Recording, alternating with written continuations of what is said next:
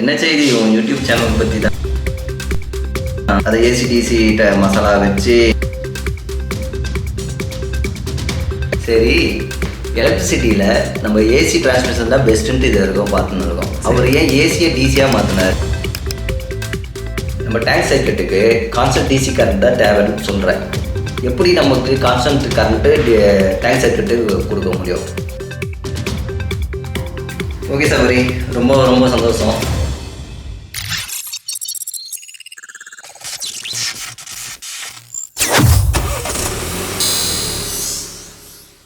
சபரி,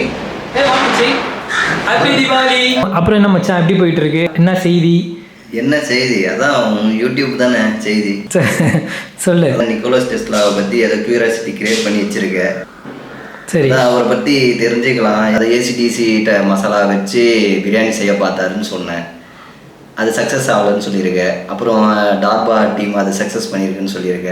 சரி, இதை பற்றி என்னன்னு தெரிஞ்சுக்கலாம் தான். சூப்பர் கொஷின்டா. ஃபர்ஸ்ட் டெஸ்லா தோக்கலை, ஆனால் அவரோட டைமிங் தான் சொதப்பிருச்சு. 1900 இந்த வெர்டன் கிளிஃபி டவரை அவர் உருவாக்குனாரு. அந்த காலத்திலேயே அவர் செஞ்ச டெக்னாலஜி ரொம்ப பல நூறு வருடங்களுக்கு அட்வான்ஸ்டாக இருந்தது. ஆனாலும் அந்த வெர்டன் கிளிஃபி டவரில் இருக்கிற டெக்னாலஜி ரொம்ப அட்வான்ஸ்டாக இருந்தாலும் அந்த டெக்னாலஜியில் ஒரு சின்ன லாஜிக்கல் ஃப்ளா இருந்தது. அந்த லாஜிக்கல் ஃப்ளா தான் அவரோட ஒட்டுமொத்த பிளானுமே சொதப்புறதுக்கு காரணமாக இருந்துச்சு. சரி, எலக்ட்ரிசிட்டியில் நம்ம ஏசி டிரான்ஸ்மிஷன் தான் பெஸ்ட்டுன்ட்டு இது வரைக்கும் பார்த்துன்னு இருக்கோம். அவர் ஏன் ஏசியை டிசியாக மாற்றினார்? ரெக்டிஃபை சைட்னா என்ன? நீ சொல்கிறது கரெக்டு தான். ஏசி கரண்ட்டையும் ஒயர்லெஸ் டிரான்ஸ்மிஷனுக்கு யூஸ் பண்ணலாம். ஆனால் மிஸ்டர் நிக்கோலா டெஸ்லா வர ஏசி கரண்ட்டை டைரெக்டாக டிரான்ஸ்மிஷனுக்கு கொடுக்காம நடுவில் ஒரு பெரிய மிஷினை வச்சாரு. அந்த மிஷின் என்ன அப்படின்னா ஒரு டூல் தான். அந்த டூல் என்ன பண்ணோம் அப்படின்னா ஏசி கரண்ட்டை டிசியாக கன்வெர்ட் பண்ணி தரும். ஸோ இந்த டூலுக்கு பேர் தான் ரெக்டிஃபயர்னு பேர். எதனால் இப்படி ஏசி கரண்ட்டை டிசி கரண்ட்டாக மாற்றுறாரு அப்படின்னா அவர் செஞ்சு வச்சிருக்கிற வெர்டன் கிளிஃபி டவரில் ஒரு டேங்க் சர்க்யூட்னு ஒன்று இருக்குது. அந்த டேங்க் சர்க்யூட்டுக்கு ஏசி கரண்ட்டை பார்த்தா அலர்ஜி, டிசி கரண்ட்டை தான் அது சப்போர்ட் பண்ணோம். ஸோ அதனால தான் ஏசி கரண்ட்டை டிசியாக கன்வெர்ட் பண்ணி வெர்டன் கிளிஃபி டவரில் இருக்கிற டேங்க் சர்க்யூட்டுக்கு கொடுக்குறாரு. ஒயர்லெஸ் டிரான்ஸ்மிஷனுக்கு ஏசி கரண்ட்டை டேங்க் சர்க்யூட் மூலமாக அச்சீவ் பண்ணியிருக்காருன்னு சொல்கிறேன். டேங்க் சர்க்யூட்னா என்னன்னு தெரிஞ்சுக்கலாமா? இதுதான் ஜீனியஸோட உச்சக்கட்டம். ஏன் அப்படி சொல்கிறேன் அப்படின்னா அவர் மறுபடியும் டிசிலேருந்து ஏசி கண்டுபிடிக்கிறார் இல்லையா, அதனால தான் அப்படி சொன்னேன். அவர் உருவாக்குன வெர்டன் கிளிஃபி டவரோட ஹார்ட் பீஸ் எது அப்படின்னா இந்த டேங்க் சர்க்யூட் தான். இந்த டேங்க் சர்க்யூட்டில் அப்படி என்ன இருக்கும் அப்படின்னா இந்த டிசியை ஏசியாக கன்வெர்ட் பண்ணுற ஒரு மேஜிக் இருக்கும். இப்போ இந்த டேங்க் சர்க்யூட்டை பற்றி சிம்பிளாக புரிஞ்சுக்கலாம். ஸோ கெப்பாசிட்டரோட ஒர்க்கிங் பிரின்சிபல் நமக்கு நல்லாவே தெரியும். 2 பிளேட் இருக்கும். ஒரு பிளேட்டில் பாசிட்டிவ் சார்ஜ் எல்லாம் உட்காரும், 2வது பிளேட்டில் நெகட்டிவ் சார்ஜ் எல்லாம் உட்காரும். 2 பிளேட்டுக்கும் நடுவில் எலக்ட்ரிக் ஃபீல்டு உருவாகும். இண்டக்டர் பார்த்தீங்கன்னா ஒரு காப்பர் ஒயரை சுற்றி வச்சிங்கன்னா அதுதான் இண்டக்டர்னு அசியூம் பண்ணிக்கலாம். எப்போ எலக்ட்ரிக் ஃபீல்டு இந்த இண்டக்டரில் வருதோ இந்த காப்பர் ஒயரை சுற்றி மேக்னெட்டிக் ஃபீல்டு உருவாகும். ஸோ இப்போ கெப்பாசிட்டர் அண்ட் இண்டக்டரோட ஒர்க்கிங் பிரின்சிபல் நம்மளுக்கு தெரிஞ்சிருச்சு. So coming back to the tank circuit. So tank சர்க்யூட்டோட ஒர்க்கிங் பிரின்சிபல் புரிஞ்சுக்கிறதுக்கு ஒரு எலக்ட்ரிக் ஊஞ்சல் இருக்கிறதா அசியூம் பண்ணிக்கோங்க.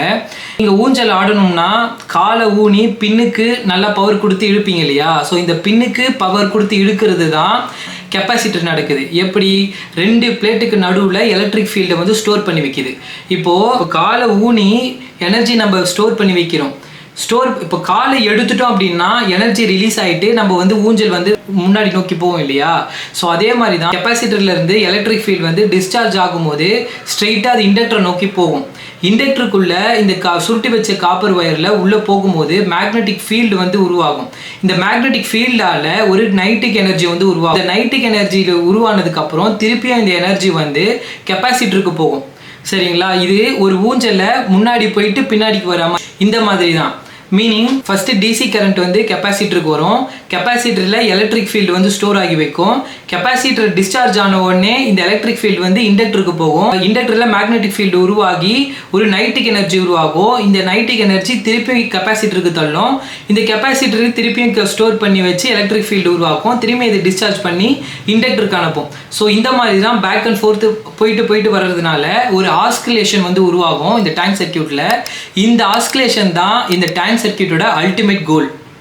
நம்மக்கிட்ட ஸ்மூத்தாக டிசி கரண்ட்டு ரெடி. எப்படி எல்சி சர்க்யூட்டை வச்சு அவர் மறுபடியும் டிசியை ஏசியாக மாற்றினார்?